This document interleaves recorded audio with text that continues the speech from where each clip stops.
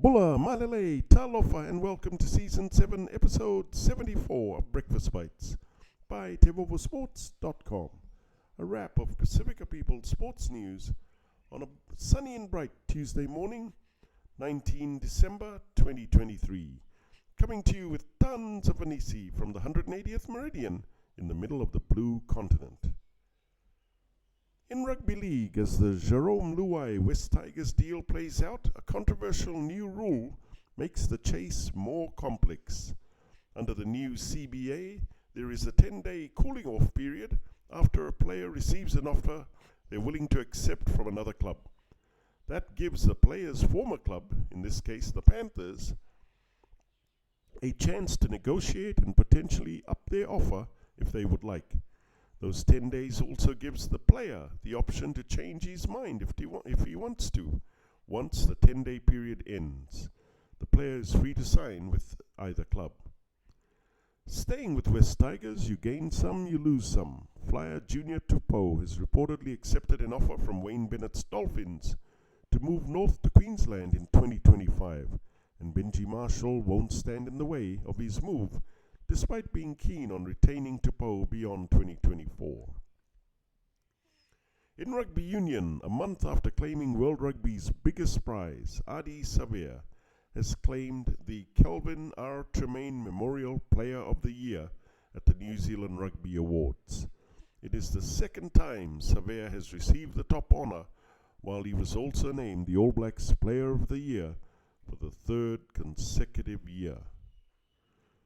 The World Sevens Series winning All Blacks and Black Fern Sevens teams were each recognised, with the men's team named Adidas New Zealand Team of the Year and women's coach Corey Sweeney the ASB New Zealand Coach of the Year. In football, UEFA Champions League last 16 first round games. FC Porto versus Arsenal, Napoli versus Barcelona, Paris versus Real Sociedad, Inter versus Atletico de Madrid, PSV versus Borussia Dortmund, Lazio versus Bayern Munich, Copenhagen versus Manchester City, and Leipzig versus Real Madrid. In combat sports, Australian Samoan world champion Jai Opetaia has blown up at the IBF after they stripped him of his IBF cruiserweight title for taking a US $450,000 payday in Saudi Arabia on 23 December against England's Ellis Zorro, who is 17-0 with 7 KOs. Opetaia reportedly has a couple of $1 million more coming his way in a 3-fight deal that's in the works with the Saudis.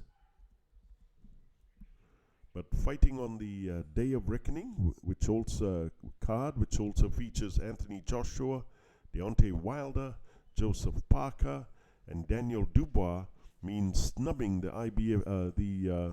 IBF's mandatory title defense against Maris Breedis, who Opetaia beat last year to win the belt, despite suffering a broken jaw in 2 places. In sports biz, they didn't get the win at the PNC Championship, but Tiger Woods and his son Charlie once again stole the show on the final day of the exhibition event at the Ritz-Carlton Golf Club in Orlando. Charlie Woods only turns 15 in February, drove a green 325 meters away, and also showcased a sharp touch around the greens. The highlight was when Charlie Woods expertly chipped in for birdie and capped off the magic moment with a fist pump that was reminiscent of his famous father in his prime. Tiger Woods watched and applauded while visibly beaming with pride. Ka-ching! Show me the money, Nike! And that's a wrap. For TEIVOVOdigital.com, I'm Calden Kamea. Please hit the like and subscribe buttons below if you want to receive more Pasifika sports highlights on Breakfast Bites. Mahalo, kakite, and thank you all too much for all your love and support.